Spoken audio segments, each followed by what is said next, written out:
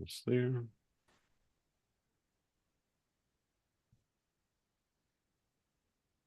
All righty. So we are back for another session. So, well, actually, we're not doing this live. I'm recording this live, but we're not doing this live. But anyway, I just wanted to thank you all for watching the second part of the series that I'm doing with my coloring book creator, digital planner, mentor students and members. And this interview here I'm doing with LaKeshia D. Walton, who has created an extraordinarily beautiful digital planner that she's going to talk about, and also the new products and things that she's working on right now in the digital art space, specifically around AI, which she is a brilliant, brilliant person in that respect. So you're going to learn a whole lot. So if you've been curious about how to incorporate the use of AI in your business, whatever you're doing, again, I'm always big about the image. The image stops to scroll. So you now have the opportunity to learn from someone who I really believe in my heart is going to be like a pioneer in this regard, because she's creating beautiful, beautiful work inspired specifically for our melanated community of beautiful people around the world. She's making some beautiful work in that respect. So LaKeshia, thank you so much for being with me today and joining us for this conversation we're going to have. Absolutely. Thank you so much for having me. Oh, yeah. Oh, one thing I forgot to do. Let me start the recording.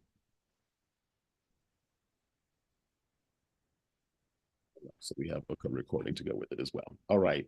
So LaKeshia, I just introduced you, but I'll do it again because I forgot to set the recording. So again, I have LaKeshia D. Walton with us today. She is an AI designer, engineer, and she is the author of the extraordinarily beautiful journal and planner called Blooms of Hope. We're going to talk about that a little bit. And then now what she's working on in her new brand that she's working on called The Art of Melanin, where she's making beautiful artwork for us in the melanated space that need representation. And we're going to talk about that a little bit too. So LaKeshia, thank you so much and welcome. How are you today? Absolutely. I'm doing great. Thank you so much for having me. I'm excited to be here. Awesome. Glad to be here.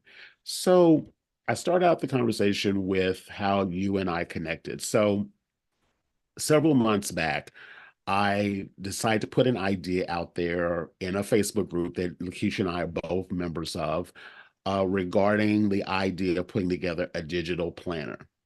And I put a post out there in the group, and the response, quite frankly, surprised me.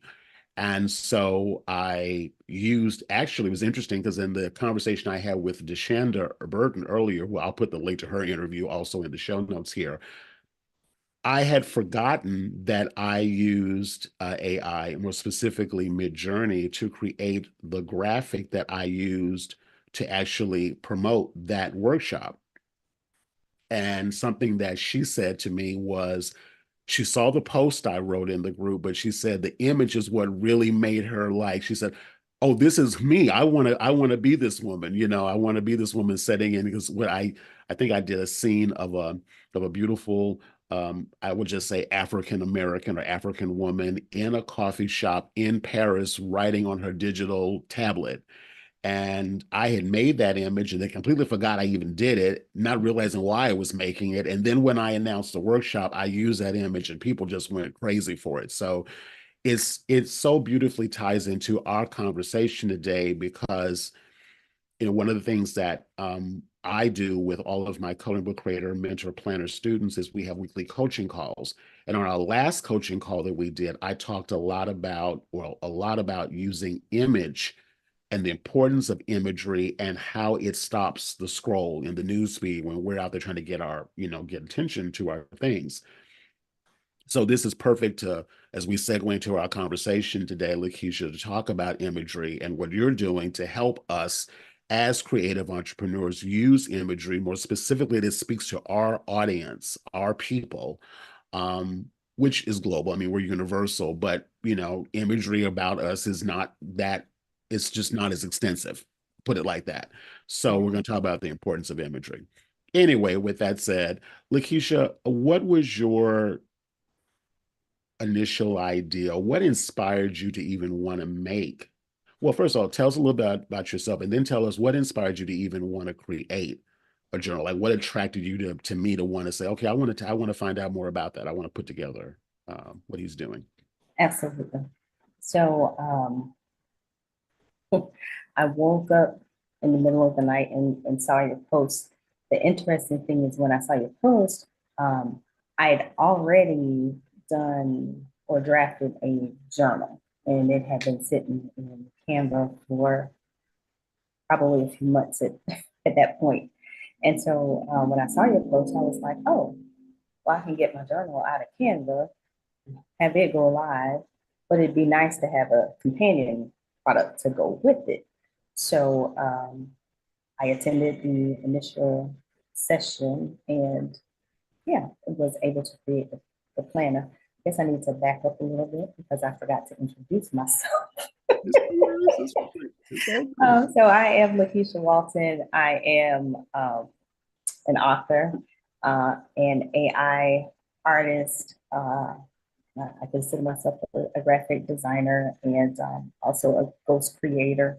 So I create images for people behind the scenes. So and also do some written works for people as well. Whereas they brand it with their brand, but you know I'm the creator, but I am uh, unseen. Um, and the whole kind of goal for me, which Rodney has already, alluded to, is that um, I saw some gaps in the AI space. So AI is are my tools of choice at this point. And gaps that I saw were images that look a lot of the same or similar looking images. So I wanted to kind of um, be I guess, a voice for, create a space to where we saw different types of images that focused on Black and Brown populations. Mhm. Um, and the other thing that I tend to do in the art is I typically go for a more bold look. I mean, I do have the ability to do more subtle things, but I enjoy the use of color. Like if you look at my background, I don't, hopefully you can see it, but I tend to use very bold and vibrant colors to bring attention to, like faces and features and that type of thing. I mean, I also create, other things. So I do more than people. I do, women, children, men, um, also I do abstracts, Mhm. vehicles, houses, interiors, just, it all. I just enjoy the creative process so much. And for me, I guess to tie it back all together, creating the journal and the planner was my introduction back into the creative space. So the purpose and the why behind the journal and the planner um, were because I lost my son, my one of my sons, my youngest son, at the age of 18 to a car accident back in April of 2022. So it's been a little over 2 years now. And time is a funny thing. I was on Facebook scrolling one day and saw a post. I had been designing T-shirts um, and was launching a T-shirt subscription box when he passed. After his passing, I did continue and launch that subscription box. And then in September, I found myself in September of 2022. I found myself in a, in a space that I didn't recognize. And basically, what it was is I was experiencing grief. And so, fast forward to, late last year, um, I came across a post and of my t-shirts and realized that it had been about 2 years since I had designed anything. And I know that I'm a creator. I know that I am supposed to put, things out into the world. I've been writing since I was like 5 or 6 years old. I've been, trying to draw for probably quite as long or paint or whatever, just whatever it takes in that, creative medium.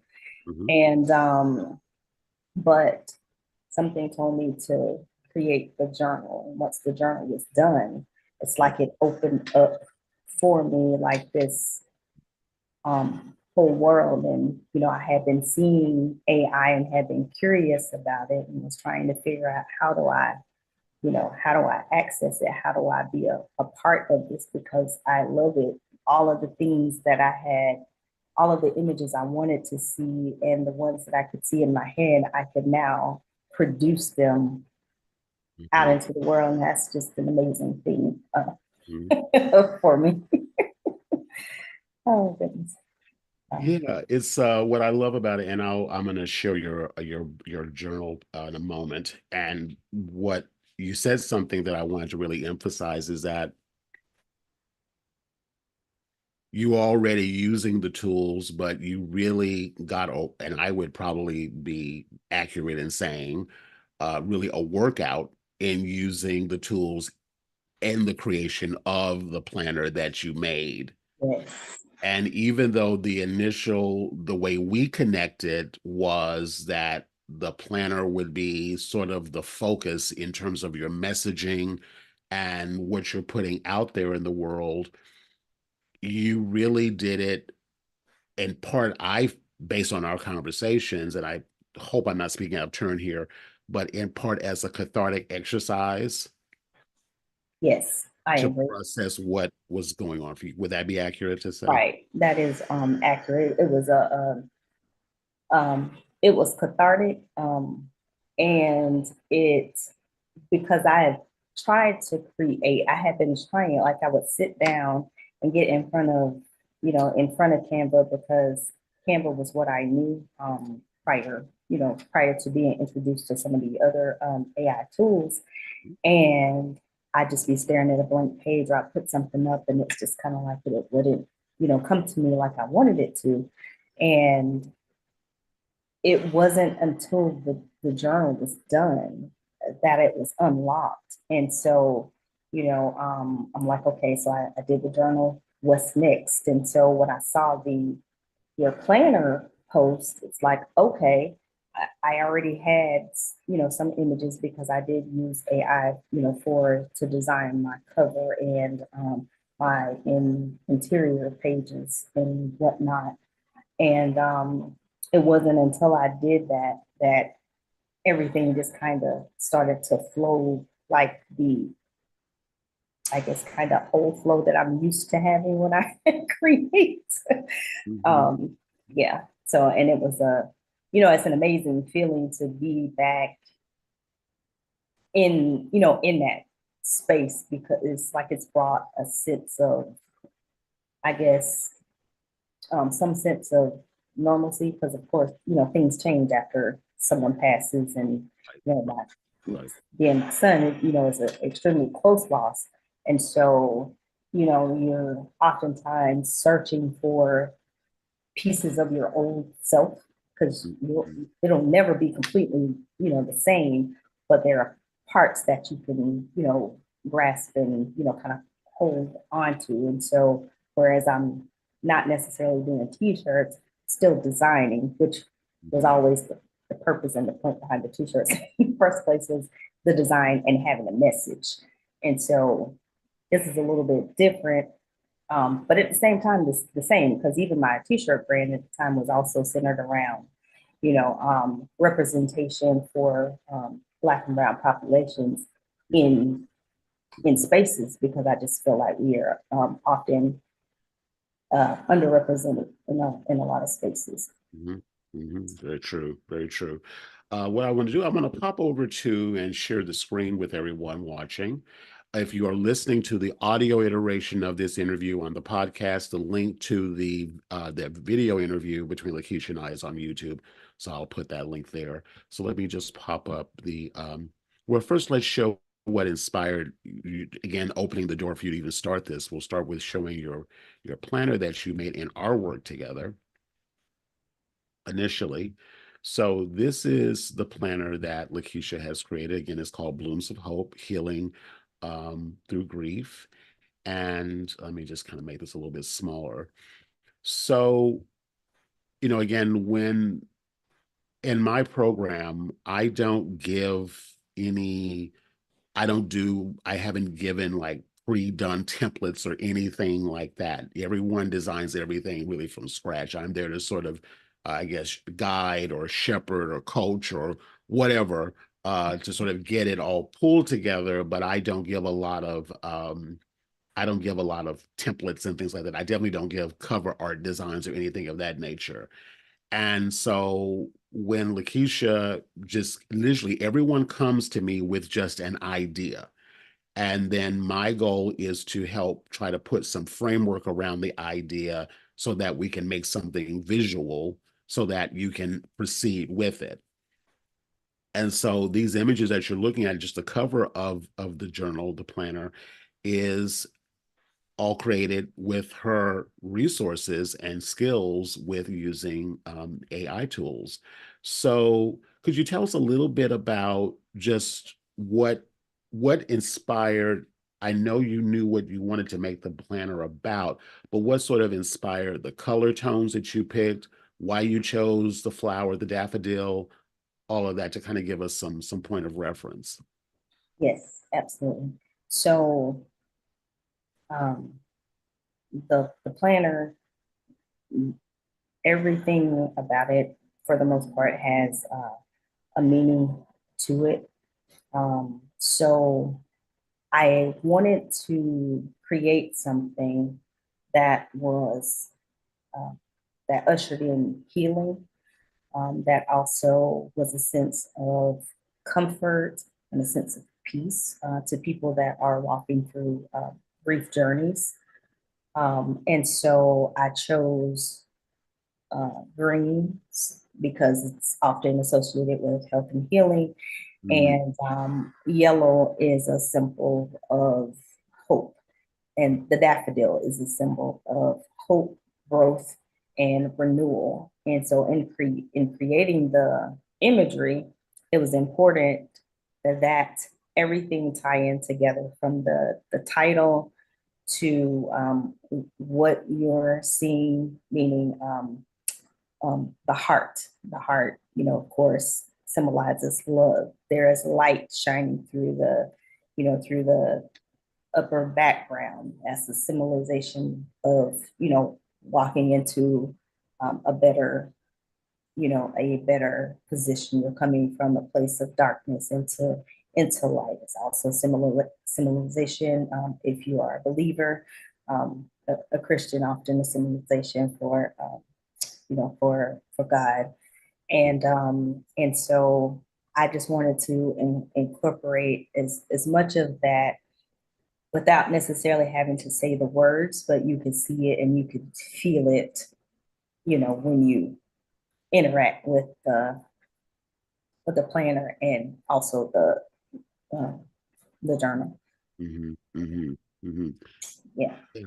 And what I really want listeners to take from that is, especially if this is your first time, it doesn't even matter if it's your first time or your 10th time, if you're in any creative space, but especially if you're creating, like I would say, I don't necessarily want to use the word brand, but as a visual creative, you have to be able to get people's attention, especially as I mentioned many, in my previous interview with Deshanda, you've got to be able to stop the scroll. You've got to be able to get people's attention, whether it's on a bookshelf in a bookstore, or whether or not it's in a on a social media platform. And what I love about what you've created is the thought behind each element of this image. It wasn't just about, there's a reason why this is a good lesson in design. The shape of the flowers, making the heart shape, the colors that were chosen, the light that were reflecting through, the way you explained all of it, you feel that through the imagery. And so I say it all to say is that when you are working on creating a, what I would say is the most important part besides the internal content, is the cover. And one of the things that LaKeshia and I are going to be talking about a little bit is a little bit later in the conversation is how um, having a conversation with someone like her who has that awareness, not just about what's going to look good, but what's going to evoke an emotion with the person looking at the right emotion with the person who you've created your product for, that's going to get them to stop and pay attention to it.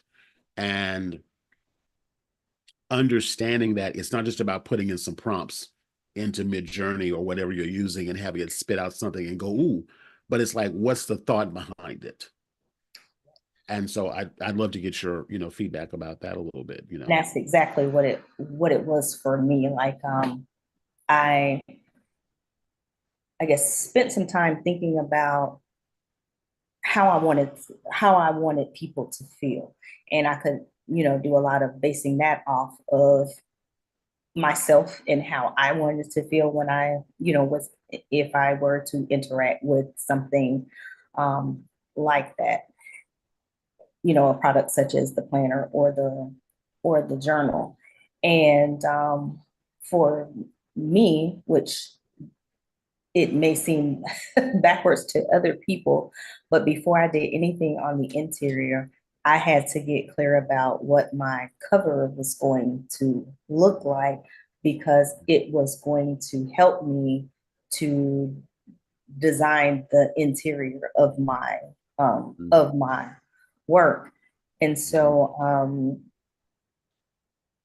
when I sat down um, to Midjourney, if I, you know, put in colors that I wanted to see, the type of flower I wanted to see, the shape that I wanted to see it in, without, how I wanted it to form. And it's just amazing, you know, what it produced. Because I got four amazing, well, actually, I got more than four, because I sat there for a little bit creating, but the four images, like it was like spot on. I got some pretty amazing images. And yeah, I was just really excited about that. Yeah, yeah. And I'm just kind of click through the book a little bit just to kind of give people a sense of it. So, and again, in the context of our initial work together, I help creators do something like this, exactly like a digital, what I call an interactive document, an interactive planner. So they're clickable links that go to specific sections of the planner. So in this case, LaKeshia has four main areas: introduction, there's a section on Bible and prayer study. And it's not just this one page, but everything that goes under that particular section, kind of like the chapters in a book if you would pick up a printed book. So under Right. Bible study and prayer, there's sections here, pages here that relate to that subject. And what I love too, if you look at it from a design perspective, again, you switched from a photographic um, style imagery on the cover to a more illustrated one in the internal pages. Was that an intentional decision to do that? It was so the thought process when we got to the inside was, I wanted it to be a little bit brighter, and then put more focus on the daffodil, which was, about the hope, growth, and renewal process, because that was the end result that I was hoping that the reader, the buyer would have from the the product. And my hope was that it would be, kind of like a bright spot in their Mhm. day as they came and, you know, Mhm. used it, utilized it. Yeah. Um, yeah, Yeah, it definitely inspires. And I was speaking to this again too with my interview with Deshanda, how this could be integrated into someone's, I guess, daily practice, if you will. It's because it's a digital document, it can live on a tablet or on your phone. There's apps like GoodNotes that you can use to open up the document and interact with it because you can, write inside of it. You also have monthly planner, well, I'd say monthly sections where there's pages in there for planning out, just getting back into, I guess, as much as you can, embracing the new normal, right, having, lost someone. And because while it's not, I don't feel a flippant thing to say, but life does continue. And to honor those who we've lost, they do want us to go on with life. So being able to have these, I guess, if you will, I don't necessarily want to regulate into practical pages, but they are pages that inspire or motivate us to, like I said, just to keep on living and keep on right. doing things. So each And section has these pages inside of it. And again, I love every aspect of this feels as it should. And I say this to anyone watching this or listening to this, every aspect of what you put together, whether it's a digital document like this one, or whether it's physical, it should be intentional. It should have some thought behind it. So, and that to me is the attention to detail, which you've done beautifully. And what again I recommend to all of my, all the people, students I work with, is that attention to detail really makes it stand out. Um, it just makes a difference, and people feel that even if they never meet us in person, they feel that we took the time to put together something that would really be a benefit. What feedback have you gotten from this project, LaKeshia? so it's funny that you asked that because, of course, I knew what my hope was for, you know, the works, and the feedback has been amazing. I I believe almost every adjective that I thought about when I was trying to create it, I have heard that back in some form or fashion from the people that have interacted with it. And that is, just confirmation. I mean, one that I was, you know, I produced something that people needed, wanted, and it told me that, the graphics and what I put into it was on point, for them, which, you know, that's, I guess, the best, you know, for me, that's probably bigger than, selling the work Yeah. was the feedback is so invaluable because, as creators, you often put things out there, um, not necessarily knowing how it's going to be received. But in my case, I was hoping it would be received a certain type of way. And so Right. being able to hear the words that nobody heard me say, to my, to my computer come Right. back to me, like months later or however long it took me to, put it together is, just the best feeling. It's amazing. Beautiful. Beautiful.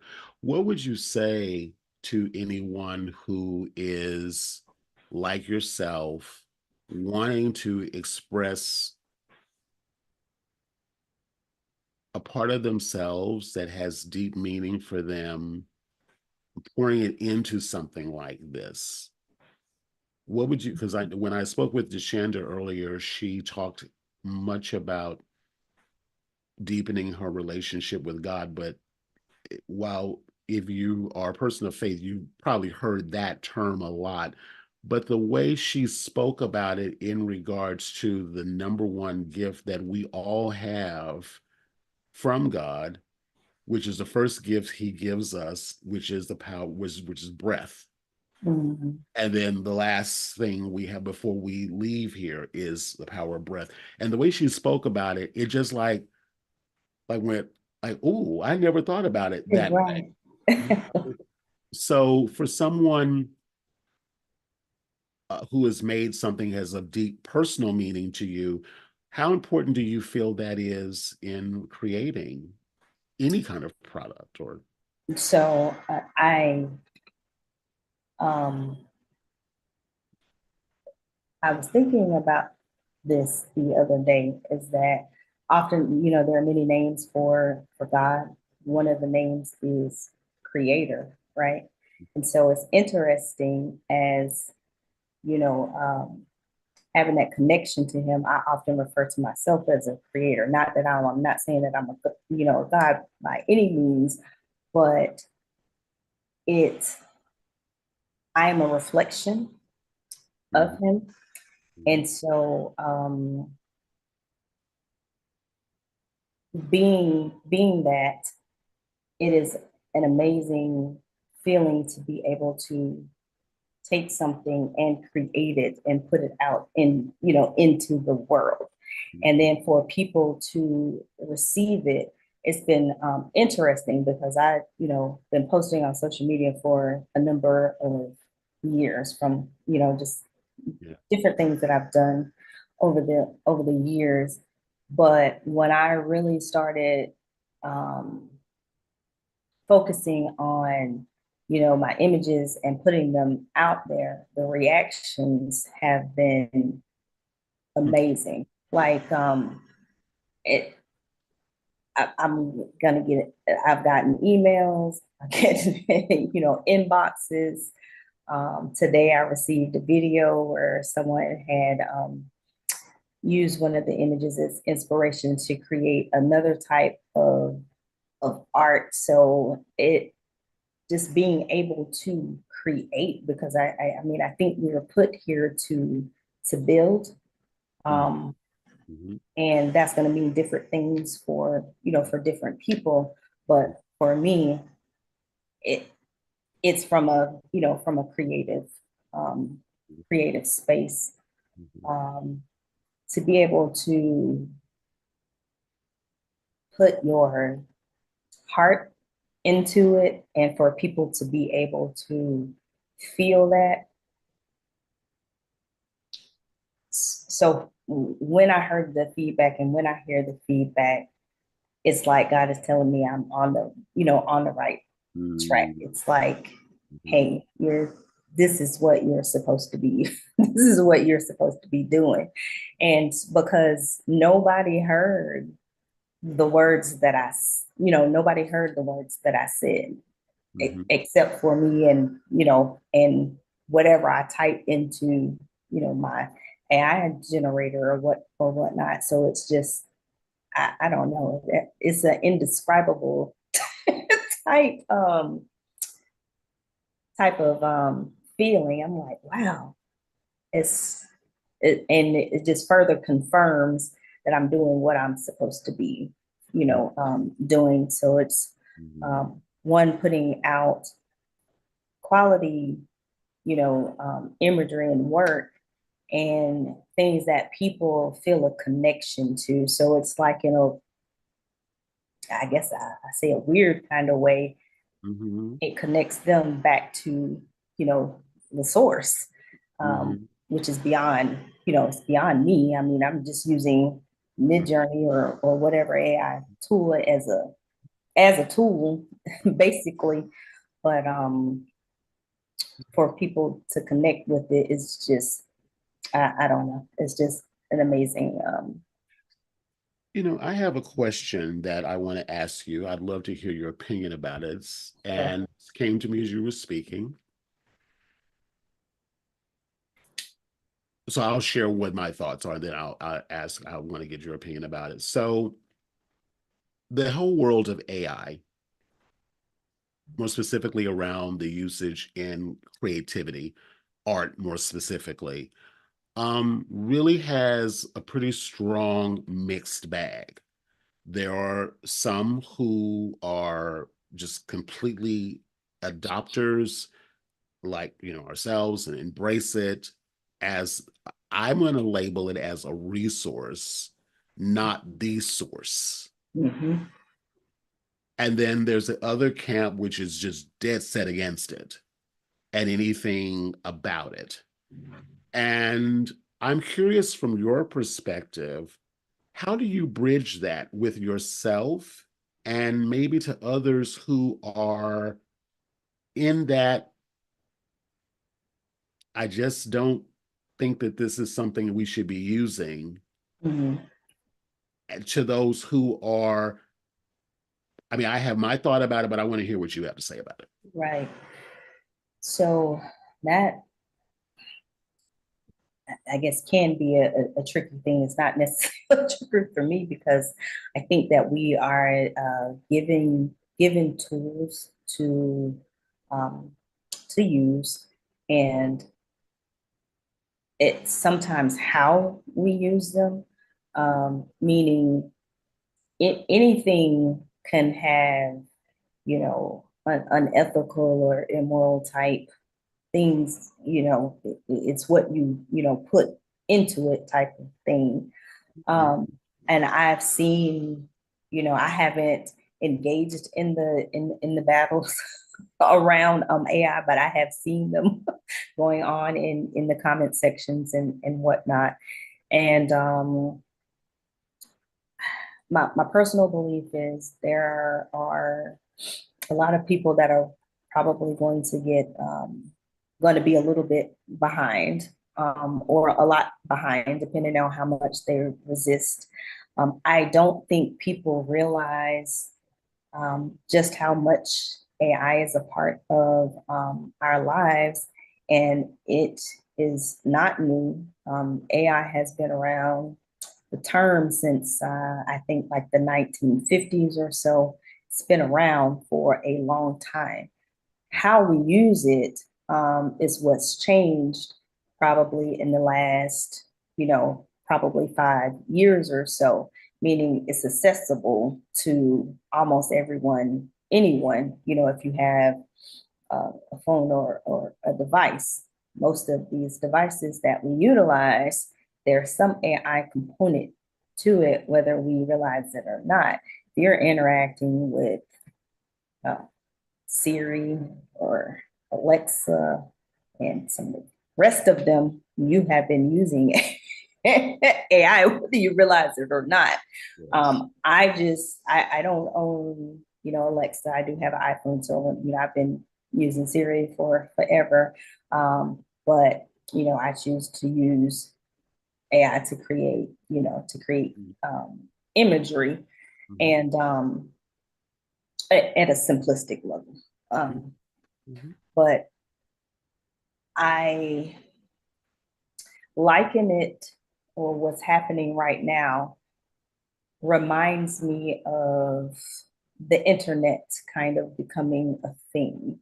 Um, and I've read stories about when photography, came into thing, and how people really struggled, and they thought the devil was involved in the, the pictures, and all these, kinds of things. And look at it now, and now, you have people, so you're going to have the different camps, but Mhm. it's, AI is here. It's not going anywhere.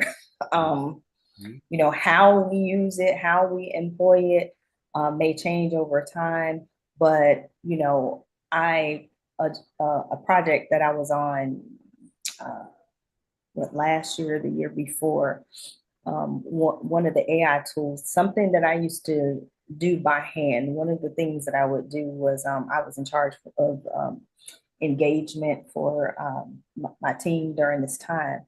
And I would usually at the beginning of the week or end of the week, just depending on how the week went, sit down and try to come up with a list of things, and then design the graphics and all of that.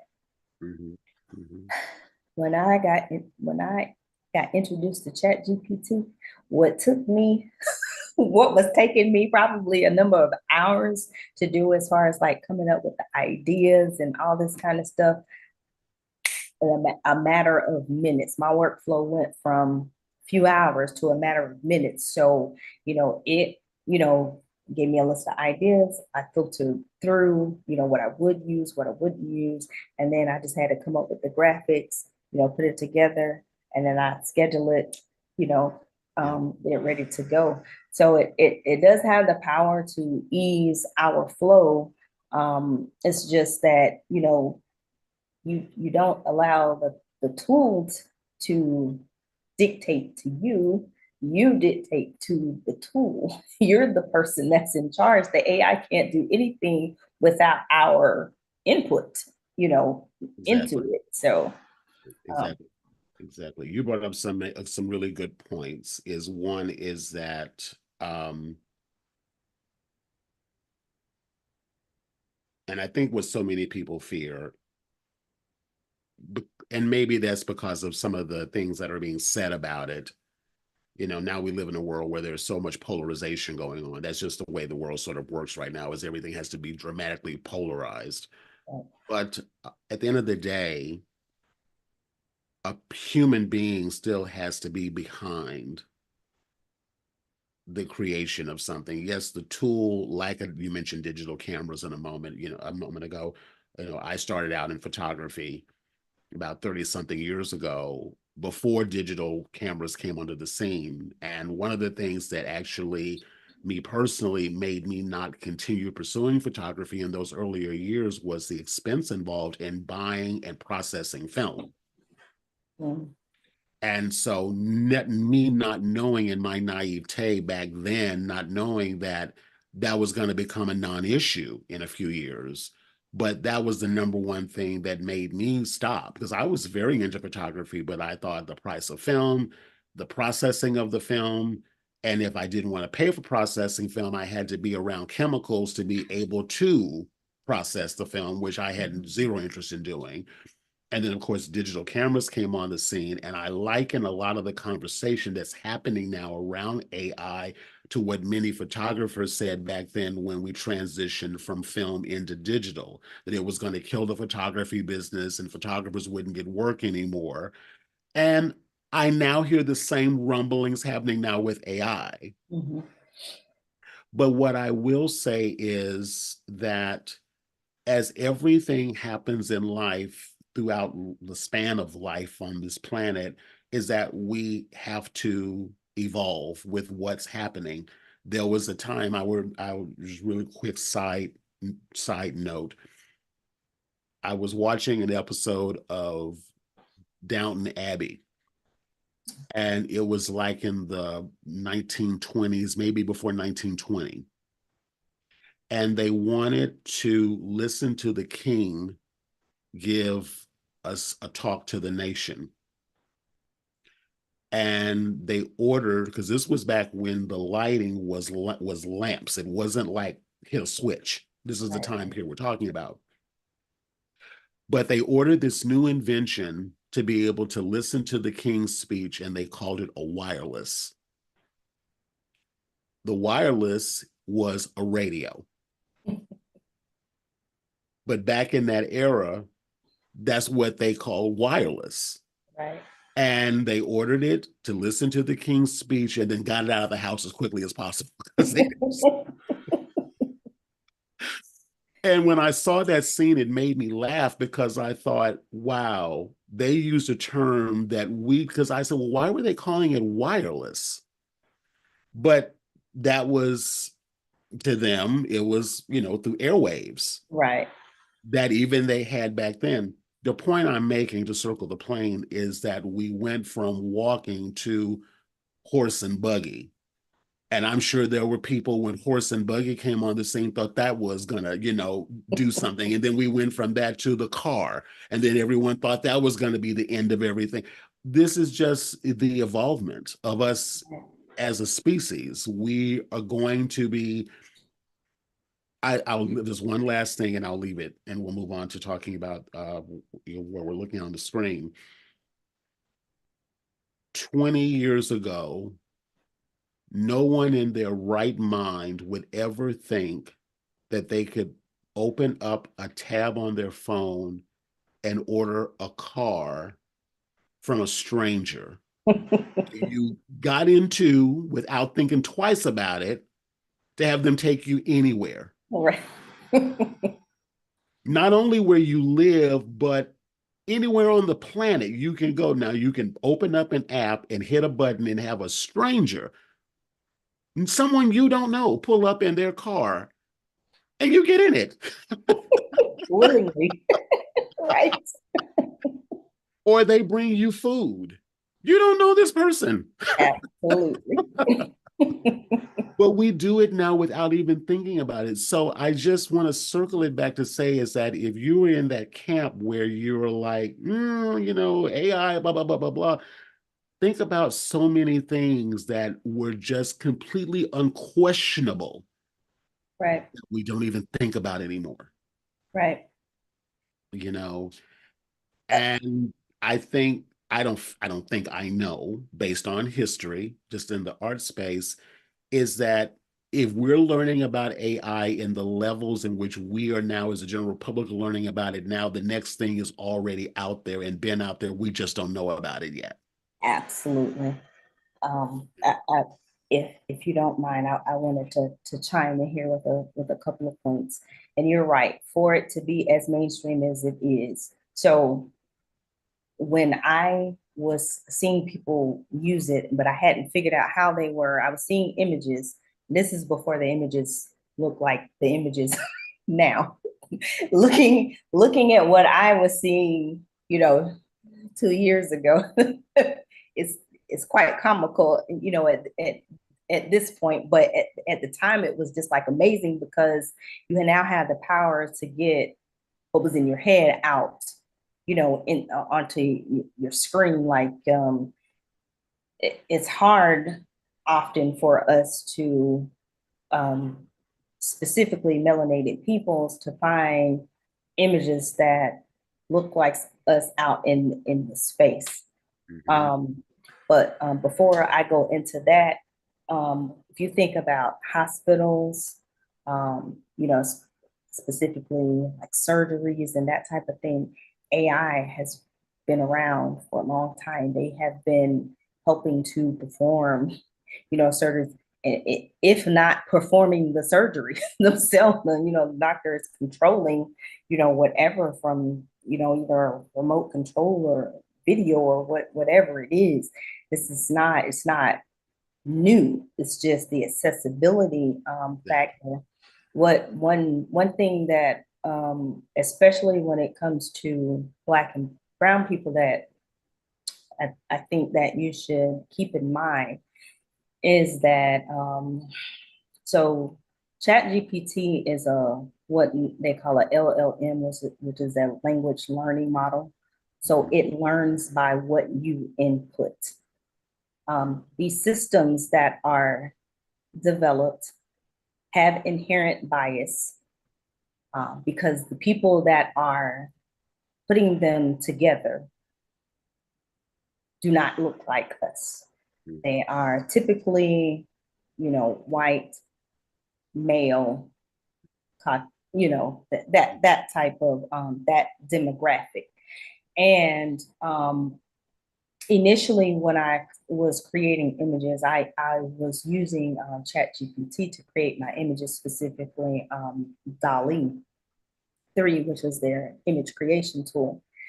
And I remember one day getting so frustrated because if I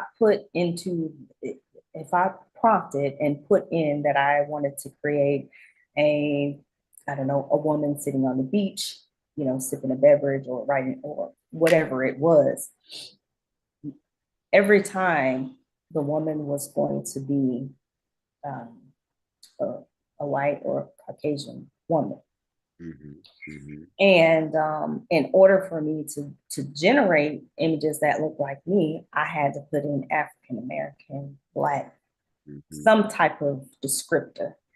And the more you use it, the more it learns. Mhm. And so people that are Black and brown really need to take advantage of this time and the space and tell it what it is you want to see Mhm. so that it won't be so biased. It will learn that, hey, this is a part of the community too. And we Right. need to, you know, we need to be just as mainstream as, some of the other images. I even asked ChatGPT that day because I was so frustrated. Why every time, why when I'm generating, why do you keep giving me these type of images? And it, it wanted to apologize, but then it gave me this whole write up of why it did that, and it was pretty interesting to read it. So it's important that with this technology. So again, it's not going anywhere.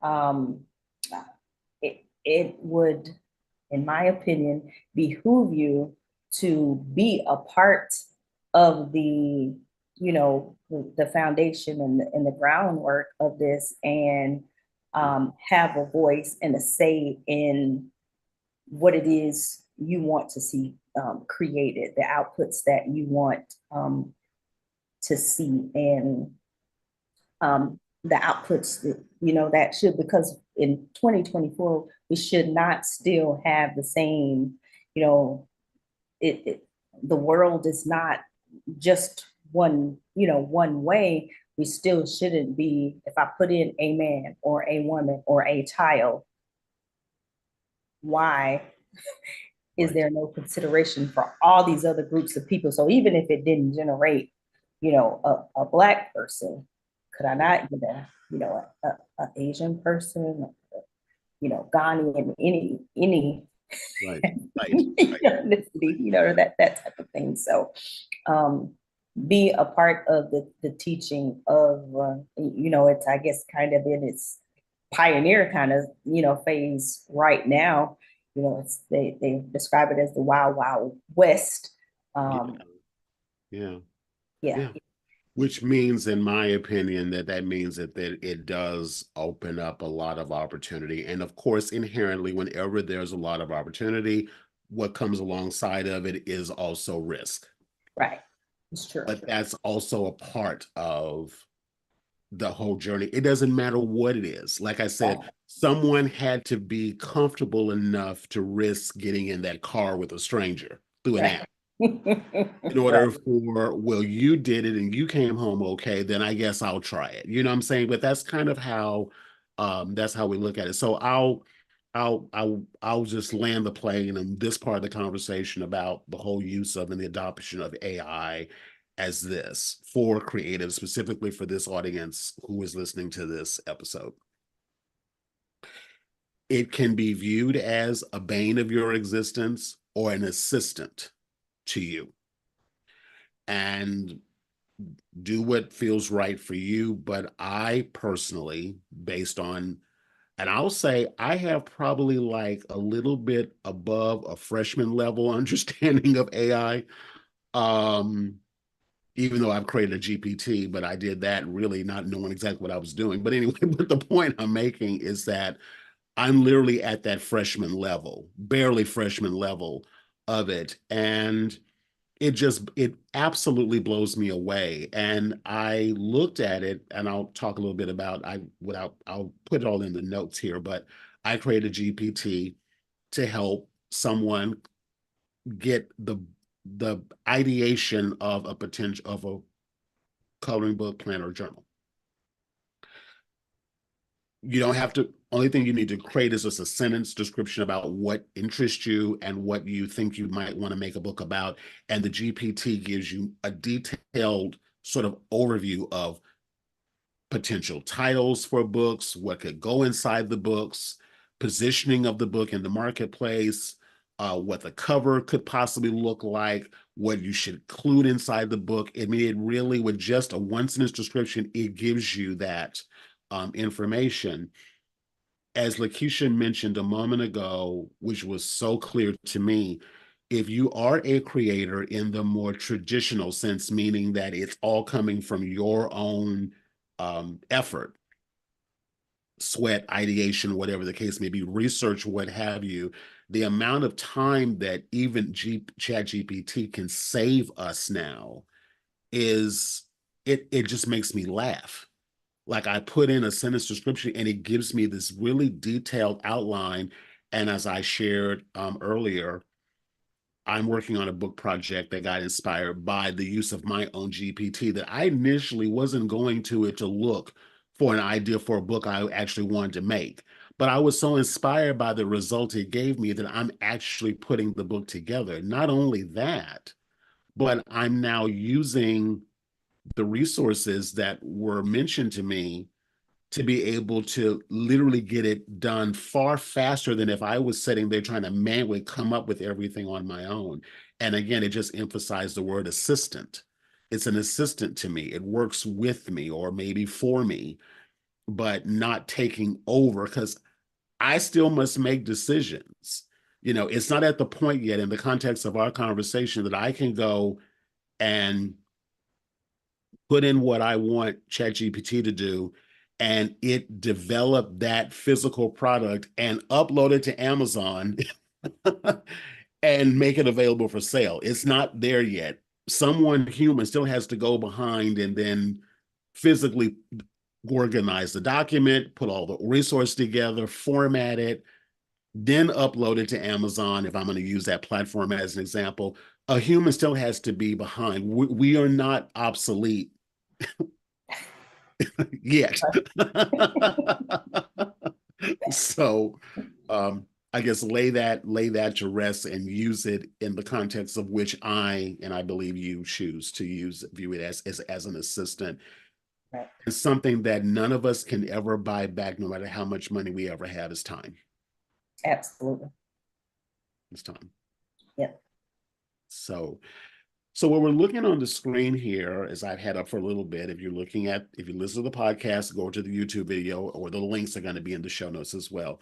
So LaKeshia, being inspired by her Blooms of Hope journey for that book, and the links will also be for that if you want to go check out her digital planner as well as a physical accompanying guide that she's created to go with it. I'll put the links of all of that in the show notes. But now she is now creating just literally a library, an extensive growing library of imagery, more specifically around for people in the Black and Brown community who need imagery, because we all want to see ourselves represented, as you've said, and imagery that can be used in a variety of ways in our marketing and in our product development. Right. And so tell us what we're looking at, and then I'm going to click off of this screen that I'm going to go into your page here. But you're graciously offering the listeners 7 Yes. images. So share a little about that. Yeah. Sure. So what you are seeing is, I guess, a lead magnet. So you get 7 free images for joining my email list. And you will get the images that you see here of the 5 ladies. And then there are 2 men that are not here that are inside of the bundle. And you can use those images, you know, how you choose, meaning to develop, if you wanted to use them for a notebook cover, if you wanted to turn them into wall art. On my social media, I use one of the images and put her on a travel bag. You can add them onto luggage cover. So you can do so many, different things with the images. But I just wanted to be able to offer, quality imagery in ways that sometimes we might not necessarily see ourselves depicted, Mhm. but that we are. And I, for me, I don't know if I have a particular aesthetic. I I want the image to be striking. I want it to catch your eye. That's usually usually my thing. I do tend to focus a lot on faces, eyes, lips, that type of thing. Something that's going to and color things that'll draw you into the into the image. Yeah. Again, again, I'm going to have the link to LaKeshia's website, theartofmelaninai.com. I'm going to have that link inside of the show notes if you're listening to the audio iteration of the podcast, or in the description here on the video on YouTube. And you can look at this imagery. This image in particular that we're looking at is just, this can be nothing less than a newsfeed scroll stopper. And when I saw it and I saw the reaction to it, I was like, this is what I'm talking about. Because before, we didn't see things like this, you know? And what I love about, well, tell us about, let me scroll through the page. Tell us about, I know you said that you are now creating a library of imagery, and you're creating like a series, like, I guess, well, tell us what you're working on so that people who are listening, who are in that ideation phase and they're trying to conceptualize which is a perfect, that I'm landing on this tab, from concept to creation, how to bring the idea to life. How can people use your imagery, as you mentioned, to be able to jumpstart their Right. project? So there are a number of different ways. If you are looking at the screen, this is an example of a few of the ways. So you can take the base image, which is the woman on the left, which I named her Zara. I have put her on a notebook cover. And then the third image over there, I used her image and created some stationery. So, you could create journals if you wanted to, or just personalized stationery. But the images could also be used to create book cover projects, depending on what your book is. So book cover projects. There, to be honest, it is really limitless. AI has given us the ability, to create images and just use them. I've seen people use it, to create product, and product development, that type of thing. But me specifically, I focus on design a good bit. That's where my heart is. So I like creating the images, but book projects, specifically cover art and journal, interior planner interiors, children's books, as far as like can do the writing as a ghostwriter, as well as the imagery as a ghost creator, or even to help you. I have been polling my audience here lately to gauge interest in people wanting to learn how to create the images, or if they're wanting to learn, what to do with the, images, or a combination of the Mhm. of those things. So yeah. Great. So what, for you, those who are listening again, and let me ask you this question before I go into that. I know you are now working on, we already have developed a library, as again, it's almost like I guess back in the, we used to call stock library of imagery, Yes. more specifically for a melanated audience. But let me ask this question as well. Do you offer custom imagery? Yes. Custom imagery. Yes, I do custom imagery, and is also will be a membership available as well for people that just want to access um, quality type images to use if you want to use them. If you have a coaching service, or if you need them for Facebook ads, or for your website. I go out and look at sites. I noticed that a number of people and maybe there's a reason behind it. People that are in the same spaces, they're websites seem to have a similar type look and feel to them, but Mhm. uh, there is so much imagery, so much beauty in the Yeah. world that you could use to draw people into your, to your product and that type of thing. And why not, instead of blending in with everyone else, take the stance of standing out a bit. And that's me Mhm. personally, one of the things I like to do Mhm. for Mhm. my particular art. Yeah. It's very valuable. And like you said, nowadays, there's really no reason for us to be, I'm going to stop the share at this point. There's no reason for us to be, nowadays, no reason at all for us to all be looking the same. And I will even take us, I, again, have a photography background, was a professional in that arena for many years. And so I'm very aware of stock photography houses where you can go, and get images. I've used stock photography services like Shutterstock and places like that. I've used those for primarily for ads because I do Facebook ads and things like that from time to time. And invariably, because you're getting it from, a huge stock house like that, everything looks, there's a good chance that someone else is going to be using that image as well. Right.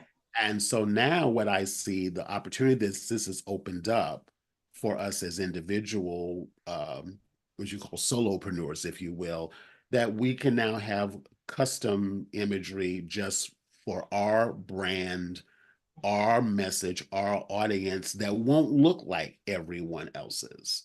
So back in the day when, and I'm sure those places are still around, but nowadays, and again, more specifically for those of you listening, if you are in the melanated space, we know that there is just a dramatic shortage of ongoing. There's imagery out there. I've always seen it, but it's like maybe 0.5% compared to everything else that's out there.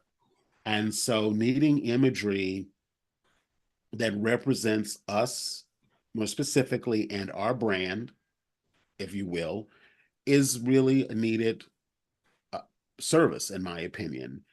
So I'm just sharing this all with you who are listening and are watching is that someone like LaKeshia, who has not only the design eye, which she had to have prior to now using all of these wonderful AI tools. You still have to have an eye for what works because I'll liken it to this, especially in design. I don't care if it's fashion, if it's food, if it's whatever, less is always more. And whether it's writing, again, photography, whatever, you must create with wild abandon and then edit ruthlessly because we can do too much. And the details are everything as Mm-hmm. well. And we want to make sure that in the advent of these amazing tools like Midjourney and so on and so forth, that we're using them with attention to detail. LaKeshia and I did I guess what I call an Amazon book review type critique thing. And it was quite interesting and a little bit unnerving.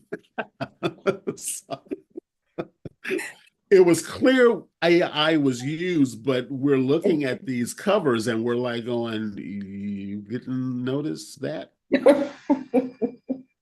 It so again, this is where someone like LaKeshia really could be the best resource because if you know enough to be dangerous, you could be dangerously impacting the reputation of your business. Mm, absolutely. So I'm just putting that out there. So get someone like LaKeshia in your corner that can as a Sherpa to sort of help you navigate the resource and use it in a way that will make you look the way you want to look, which is professional, polished, and the way you want to be seen. So anything you want to add to that? I wholeheartedly agree. Yes, that critique was quite it. We saw some interesting things, and so it, and looking at others' works for me, it helps to keep me sharp. Um, Not that I'm necessarily comparing my work, but it I guess helps me define how I and or my imagery stands out from the pack. And so one of my I guess it's the gift and a curse at the same time is I have an attention of, to detail that is almost un it's almost unreal. Like I can sometimes see things that it's just like a little bit off. Nobody else sees it, I see it, and then I'm like, man, but nobody else said anything about it. Yes. I just recently had that to happen. And, Yes. somebody posted up some images and, the images were nice. And then I noticed that one of them, there was something a little off. And it's like, man, and I walked that line of, I wanted to alert her, but do it in such a way so it doesn't, I Yeah. never want to stifle someone's creativity or what their vision is for their work. But I do want to be, a help, because my goal and my hope is to help whoever it is I'm assisting put the best of their brand out there. That's the goal, because it's a reflection one on your brand. It's also a reflection on on my own brand, and it's important to me that I'll as hard as I am on putting out somebody else's, um, I'm just as hard on myself. Yourself. Exactly. Exactly. Exactly. Exactly. Exactly. And I'm going to put links in the show notes here again on the podcast and on the YouTube channel about how you can contact LaKeshia for a consult. Let me ask you a question real quick. What's the consult like for someone? Like if they contact you for a consult about a design, Yeah. like, do you So have if that? it's a book design, well, it can be either or. So I typically they're about 45 minutes. That's when we get to meet. Now, prior to, I will collect some information from you, because that will help me get an idea of what you need, and then I'll start doing, my background research. It'll also help me to start pulling in some, different looks and whatnot when we actually meet, Mhm. or, you know, um, talk to you some more about what you submitted, because sometimes what others see in their mind and what they articulate to other people can be different, very different.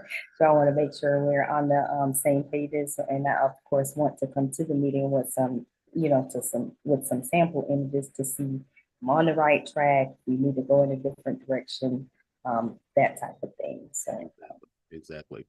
yeah. And I believe in LaKeshia's talent and eye to detail was so strongly that in future iterations of my Coloring Book Creator Digital Book Planner program, I'm going to be incorporating, depending upon what level you come in at, a consult with LaKeshia for the cover art.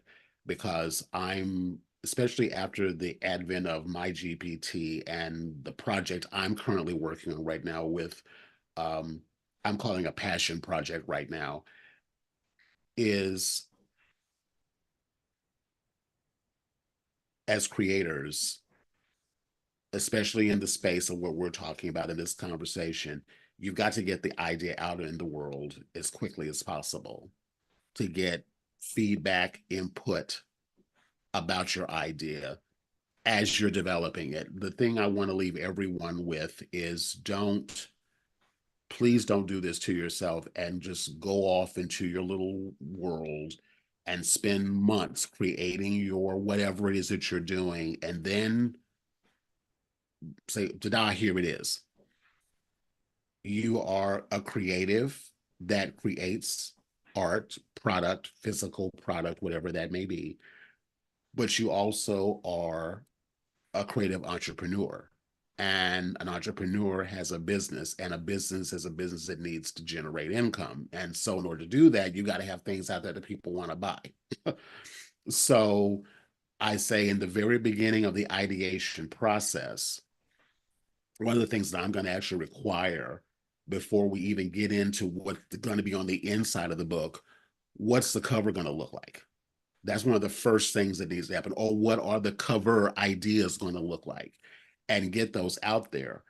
Lead with the art, because if people see something that makes them stop, they want to know more about it. I literally had in a previous interview with, like I said, with DeShanda Burton, she said people were wanting, when she offered her book for pre-order, people wanted to buy it, even though it wasn't ready, because they were attracted to her, but the art caught their attention. She had to follow up to keep their attention and then guide them into what the next thing was. So I'm just saying it to you, whether you and I ever work together or not, those listening or not, lead with the art, get that out there early in the ideation process, make that be a part of your journey to doing that as you're focusing on the internal of your book project. And so that's another reason why I wanted to introduce you all to LaKeshia, because she has taken an idea, now one she already had, but she took an idea and then she gave it a face. And it's not only a beautiful product, but it's a useful product. It has functionality to it that actually means something to the person buying it. That's what I want for all of you who are listening to this, is not just make beautiful things, but make things that actually are functional, that are actually wanted. That's going to make a huge difference in your results. Um, Two things, LaKeshia, before we wrap. For anyone listening, based on what I've just said, listening to this, well, let me ask you this: based on your experience with me and our time together and working with your project Blooms of Hope, and what would you say to someone who is thinking about, like you were, about maybe possibly putting together a planner, journal, coloring book, whatever, and they're not quite sure if I'm the person that can maybe help them? What would you say to that person? So, unequivocally, um, I would think that you are like one of the best. And the reason why I say that is over my years of life, I've worked with a number of, like coaches and entrepreneurs and whatnot in the various stages of things that I've done. Um, but this has been one of the most comprehensive programs, just the amount of time that you have put into working with each one of us, myself specifically, us as a group, as far as listening to our ideas, um, giving us more ideas, challenging us on some things, making suggestions. That has just been, a phenomenal type thing. Um, it's something that's almost an unheard of in the space as far as the amount of interactions that we have. So I've met probably twice a week since I've been in the program, because I'm in, two of your groups or whatnot. But just the level of access, and then even if you record those sessions, and then if you still have questions or needs, you've been willing to meet with us outside of that, or we can send you over a quick chat. Just that level of access is unheard of. It's also invaluable, and something I personally don't take for granted, because a lot of times, unfortunately, sometimes people just kind of want to sell you a course, and you kind of hang it out there on your own and hoping that you get something done. But in a lot of our cases, we came out with you know not just a product, but meaningful and valuable, products. I think, none of these products are just, not that there's anything, wrong with the genre of just putting something together, but in our particular cohort, each one of us that have developed something, it's been meaningful, in some way. And whereas that might have been our idea and our intent, it takes a special sort of person to be able to help bring that to, fruition. That's not something that everyone is going to be able to do. Um, so if you're thinking about it, I'd say don't hesitate. You get to work with Mr. Rodney, and you get to see me again. Absolutely, absolutely. I That's, think that's, appreciate it. Do. And I created the program that I wished I would have had. I mean, I've had programs that offer access, and I know when things start to get bigger, it does get harder to do. Mhm. I get that. But I just know that with my years of navigating all of these, resources from Photoshop to this, that, and the third, and what have you over the years, and Canva and so on and so forth, with all the bells and whistles, and now all these new tools with AI, and the social media and the marketing and the email copywriting, and all the different things that I've learned over the years to do, is that what I know that has become second nature to me because I've invested so much time doing it, everyone's not going to come at the same level of awareness that I may have about things. Right. That's one thing. Secondly, is that no matter how well the video tries to explain it, there's still going to be questions. Mhm. No matter how well the handout tries to outline it, there's still going to be questions. I've bought programs that showed me how to set up Facebook ads, and it's not the course creator's fault. Facebook just changed the interface. Right. So everything that the video showed me to do, I go look at the back end of Facebook, and I'm like, well, where is that button? I don't see Right. where it's at. And so I just know in the space of the online course or membership world, if there's not an ongoing involvement with the creator or creators of the program, you're going to lose a lot of people, because not because the person that created it is being lazy or not wanting to support. It's just because the interface keeps changing if you're using technology of any type. Um, Without mentioning any names, we've been going around for a minute about website platforms. It's just, we'll leave that for another conversation. But the point of the matter is, whatever's decided upon, guarantee it's going to change in 30 to 90 days, Right. yet again. So you're trying to find the best possible option for you at the phase where you're at right now. Mhm. And one of the things that because again, I've used pretty much all of them at one point or another. Um, Someone branded me a concierge, and I actually fought that title. I didn't like it. But now I've actually come to realize that, yeah, that's kind of what I am. It's like, okay, let's look at all the options out there and try to find the best one for you at the season that you are at. Right. Everyone's not ready for Kajabi. Everyone's not ready for, back in the day, there used to be Infusionsoft, which Mhm. everyone called Confusionsoft. And and it was Yeah. expensive. Yes. Um, so the point I'm trying to make to land the plane is that I do something that a lot of creators don't do, and that is I make sure I stay involved.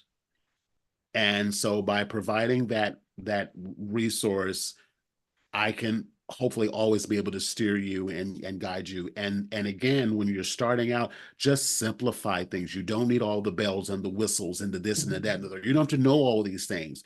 You just have to know enough to get the idea out in front of the right person to raise their hand and say, yes, I want that, and a way to collect payment.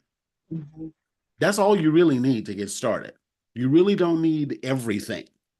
And so I'm really about trying to pare things down, keeping things simple as possible, but being that person that you can get in contact with if you say, hey, I'm trying this and this isn't working or whatever, what have you. So while I have all the courses and the videos and all that stuff up there, you know, that's not the heart of what I offer. Mhm. And so I'm not saying it to pat myself on the back. I'm just saying it's what I created, what I wished I could have found. Right. Um, so my last thing I'll say is if you decide to move forward and want to learn more about my program and work with me, if you I've said this, LaKeshia can attest this, if you sign up and you show up, you'll get it done. Absolutely. You will get it done. Get it done. So Yep. and that's all that's required. Just sign up, show up, and you'll get it done. Right. So anyway. Yep. We've had working sessions. We've had outside sessions when I had an issue with my planner and in Canva. I think we worked 3 hours at least trying to get it. But Yeah. that's not something that you don't find that not that there aren't necessarily some willing people. It's just that uh, I think this is another space that me and you kind of align is that just because the whole of everybody is moving to a particular space, sometimes you have to be the one that is different. Because I do think people want people, they want that interaction, they want to talk to somebody about something, they want to ask the questions, and so it requires a person to be there, and so and even interacting with you, and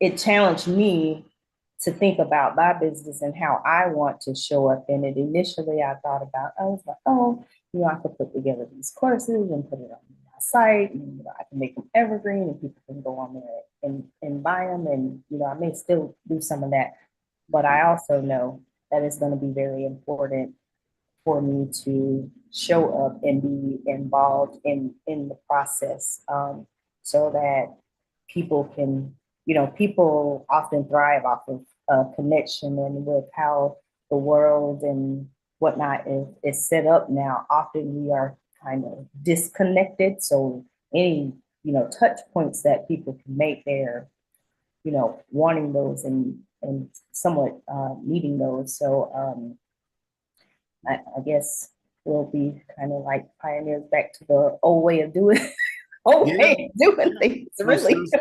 I'm glad you said that. A lot of things that are old are going to become new again. Yes. So to package this up in a nice bow, while we've talked a lot about technology, we've talked a lot about AI specifically, but human connection, human touch, human interaction is going to be more at a premium.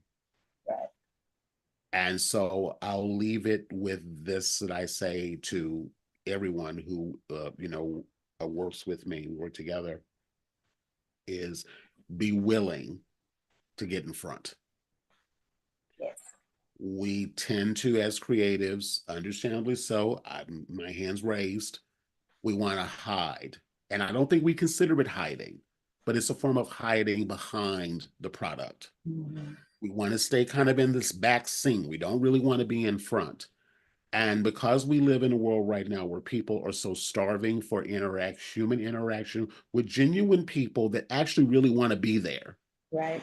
um, if you're willing to do that, you will stand head and shoulders above the one who wants to stay off the grid, behind the scenes, and on because if everyone is focusing on product and just what product looks like, then product becomes the commodity. And second to the product becoming commodity is the price of the product.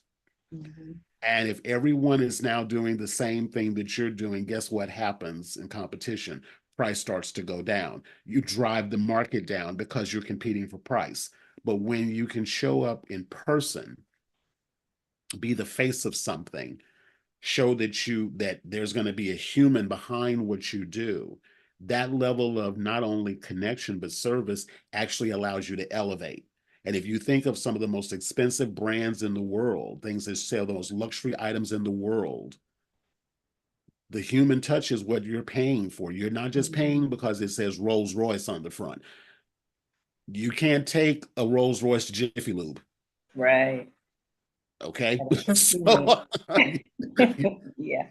you wouldn't do that anyway. So what I'm saying is consider yourself elevating, get in front of your thing. So I'm saying this all to say is because as I'm putting my messaging out in the world, I want to attract people who understand that and are willing to embrace that, because I'm the person that really works best for you, is that level of being willing to do that. It's not Okay. about me coaxing you or dragging you into something. You got to want to do that. And I just find that that's who I work better. We work better together, not Right. just who I work best with, but who we work better together is when you're willing to do that and embrace that. So with that said, um, I any last words, LaKeshia, before I close us out? Wholeheartedly agree with you. And like I said, I appreciate the time that we have spent together. And I told him early on, I was like, you know, you're stuck with me. You know, you're stuck with me, right? This was early on. I didn't know it wasn't attached to your house. I was like, you are stuck with me. I love it. I love it. I love it. Well, I am glad to be stuck to you. I mean that wholeheartedly too. No, sincerely, I've been very blessed and grateful in the respect that um just showing up the way I'm talking today is the way that you met me. Absolutely. Has been consistent. There's no Rodney for when I'm trying to sell you something and then where is he and when Right. I'm the same Absolutely. today as when you met me. So that's just how I am. Yeah. And so again, if you're watching this, listening to this, or whatever the case may be, and you're interested in learning more right now, as I said, my primary lead magnet I'm using right now is the AI tool. Again, the GPT tool, which I'll put the link in the show notes here. There's a video, a little short video at the top. I'll even put the link to it in the show notes here. And it's really fun. I think it's really fun. Go check it out. I am also going to start doing a series of workshops throughout the whole month of September to help with ideation. Uh, LaKeshia and I have been talking about incorporating some things with her AI imagery design for covers and that. So stay tuned to this space and this space. This is another reason why I wanted to bring her on and introduce you to her, because you're gonna be seeing a lot more in our collaborations together and projects. Because this has helped me. It's just fascinating to me. I'm just like, about these things, about these tools, and like I said, for me, it's like, okay, well, we put something in GPT and play with that. Let me put something in Midjourney and play with that, and then it's like, and then it just spits out this, and I'm like, are you for real right now? I actually have to make this book now. So, and I will say this too, and I'll talk more about the book. I actually did a podcast episode on that. I'll share it in the show notes. I'm actually working on a way to um, join into my community right now and actually see me go from the ideation process to the publishing of the book, but also to promoting the book. You're going to see me like write letters to collaboration partners and see what kind of deals I can put together. You're going to see me, the behind the scenes from ideation with ChatGPT all the way to these really fun collaborations. Because again, I just know in my heart that collaboration is one of the best things that you can do, especially when you don't have a large budget for ads. And the process of posting on social media is just too darn slow. You've got to plug into other people's communities. Outside of running ads, it is the fastest way to get your ideas out in the world. Fastest way. But it requires a bit of bravery, a little bit of being strategic, and being willing to do it. Favor favors the bold. Mhm. So if an email or a message, even if the person doesn't respond, but if that opens up a whole new world to you, it can change your world overnight. Right. So I'm just giving you all a little bit of a preview heads of what I'm going to be talking about in future things that I'm really going to be emphasizing collaboration partners and relationships. Because again, if you don't have the cash, you got to pay for it in sweat. Mhm.